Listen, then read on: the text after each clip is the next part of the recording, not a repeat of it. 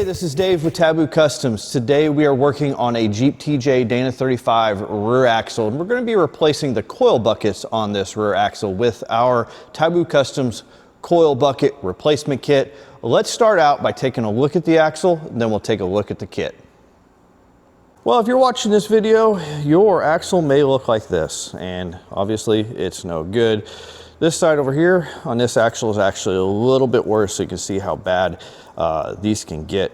And the issue with this is once it gets to this point, it wouldn't be hard for this coil to kick out one way or another because there's not much holding that in anymore. There's a rubber or plastic piece that goes down over this that tends to just hold moisture and salt and mud against this plate. So that's why it does rust out very easily. But then obviously you can see on this axle, it's one of those that in the Midwest here looks like it has been stored in the sea, but unfortunately not uncommon here in the Rust Belt. Now for the replacement of this, we have this kit here from Taboo Customs. It will include both sets, so you'll get a complete axle with this. We've got our main plate, we've got the centering plate for your coil. Then we've got our nut plate, which we'll actually be welding a nut to the bottom of this before we go in and install that there. And then you've got your retaining plate for the coil. Now, one thing you might notice as we go through this video is here you can see we're actually using a weld nut. Now, this is a previous version of this kit. Your kit will actually have the correct hole size to weld that in and locate it using the projection off that weld nut. So be sure to use that. However, you'll see us do it a little bit differently in the video. Now, the next steps for us, we're going to go ahead and weld this up. What we're going to do is we'll weld our nut to the bottom of this plate first using the bolt to help align it. Then we'll weld our nut plate into our centering just like that.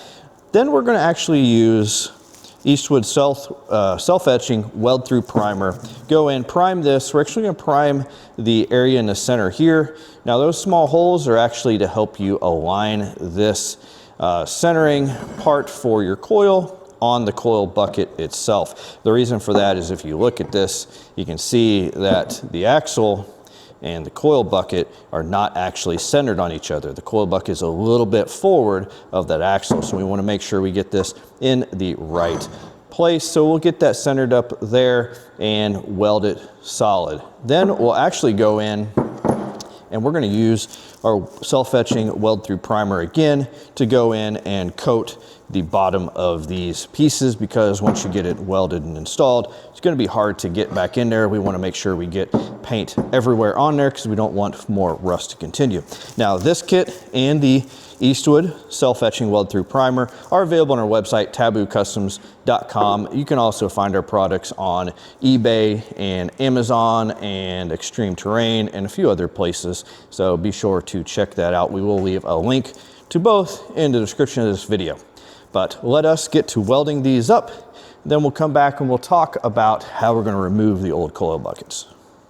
Okay, a few comments on the welding before we move on. We should have mentioned it earlier, but we recommend a 220 welder for this.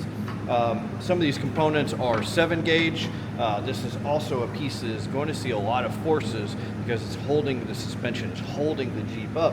So you're going to want a pretty big welder to be able to get the penetration that you need for these products. So also on that, welding this nut in, we weld it all around. We will actually use the bolt to help to hold it in there.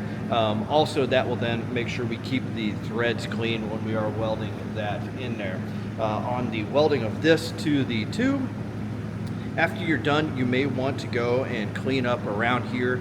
You do want to try to maintain that 2.5 inch diameter. We use a 2.5 inch diameter because that's what they use on the OEM ones. And we're trying to make sure that we hold that coil spring in the correct locations. We noticed a lot of others use a 2 inch, which we would think would allow a bit too much play in there. Now, once we've got this assembly welded up, we've got it primed, we've got our area here primed, we've got the bottom primed, we can go in and start welding this on top. Before we do that though, we're going to align it with our 4 holes there to make sure it's centered. Then we're actually taking a scribe or a marker or something, and we're actually marking where we're going to weld. The reason being is, even though this is called weld through primer, you don't really want to weld through it if it's pretty thick. So we're going to go in here with a little die grinder, take off the area where we're going to weld, and then we're going to go ahead and get this welded up. All right, now that we've got our assemblies welded up, we can start working on the axle. Now, unfortunately, a lot of you folks are probably doing this in the Jeep. Obviously, a lot more easier if it's out like this. A couple of things, obviously, you're going to have to remove coil, shock. The brake lines here, you probably want to remove. Those might be the biggest pain getting those out. Luckily, like on this axle, they actually came out clean because someone had already replaced them. Now, before we start cutting this off, though, really important, we need to get some measurements. First, though, you need to make sure the axle's in a position that you can either get it back to, or you know it's not going to go anywhere. So for us, for instance, we've got a block we're putting up in there. If we don't have that block in there, this axle can move back and forth. We don't want that, so we're using a block underneath the pinion, and then it's basically sitting down here in the lower control arms, so we know exactly, we can put it back into the exact same place, for instance, if I accidentally knock that block out. The reason being is that we're going to want to measure the angle of these brackets to put them back in the correct place. Now, before I measure the angle, what we're also going to do is we're going to measure the distance. And we are measuring, if you look, we're measuring off the back of the backing plate, right next to, not off of the bolt, but right next to the bolt. So we're on the backing plate. Measuring to the center of this coil spring bucket, roughly looks like 7 5/8, 7 9/16, right around in there. We checked the other side. The other side is pretty much the same. So now what we're going to do is we need to check the angle, and you could do that in several different ways. We're going to use just a angle finder here. We're going to zero it off our table so that we know we can always hit the same angle, and we're just going to note the angle here. And actually, I'm going to go ahead and write these on the diff so I remember them. 1040. We'll go over here, check this side, probably find that it's, well, there you go, it's exactly the same. So that's easier. You might be surprised, but sometimes they're different. Probably typically should be the same, but who knows, manufacturing variation. Anyway, now we can go ahead and work on getting these off. Fortunately for us, not too difficult. If you look at it pretty close, you can see, like, on the outside, here is the only weld.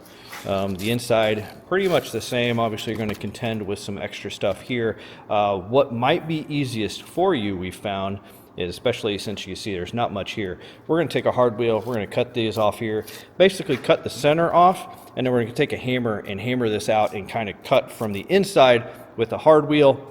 Then take a grinder, clean all of this up, and then we'll be back to position our new mounts on the axle.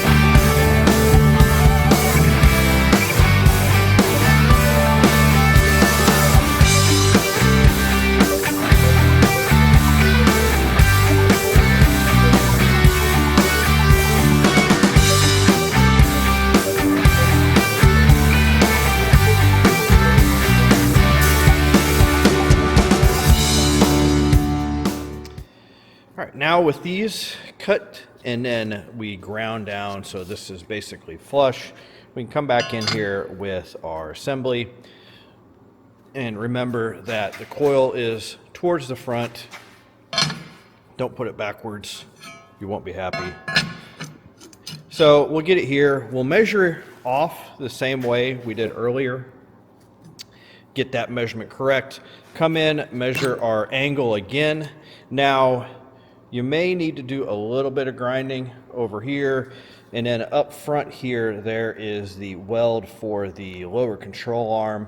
We're pretty tight to that, so depending on where that's at, you may need a little bit of grinding there. Now, as far as the gap, and we'll look down here to look, oh, why are you going over there, camera? We'll look down here at this gap, and you can see, now we shoot for about an 1/8 inch gap there, because then we can still weld across the top here. And we shoot for a little bit of a gap because I want to be able to spray that out. I want to be able to wash it out. Mud gets packed up in there. I don't want it to stay. I want to be able to force stuff through it if we need to, and try to keep, you know, the rust from coming back and causing issues with it. So once we get this located, we're going to go in, mark out all of our areas where we're going to weld. We'll come in, clean those up, because if you can see down here, we're going to still need to go a little bit lower. Of course, in some places, we're not going to be able to easily get any welds, like up in here, so we're going to end up welding on the inside. Back here, we'll weld on the outside, we'll weld on the inside, and then on the outside piece here, similar issue, we'll weld on the inside and outside and the back. Up front, though, pretty much we can just get a weld on the outside. So we'll get that all cleaned up and welded up, and we'll come back and take a look. All right, we've got it installed, got it all welded up. Really not too bad to install. Double check your measurements before you really start welding into it, though. This side here can be a little bit tricky to get into just because it is pretty tied up against that upper control arm mount, especially on this driver side with the track bar mount here. It does keep you from getting in there easily. So just get everything you can welded up, and yeah, that's pretty much it. So now we'll put our spring back on it. We'll have our retainer that go on top. We'll bolt in, and that'll be it. All right, well, thank you for watching. You can find this kit on taboocustoms.com. We'll put a link in the description. We'll also put a link in the description to a few of the tools we used today, a few of the consumables we used. So be sure to check that out. So thank you for watching. As always, a like or subscribe is greatly appreciated.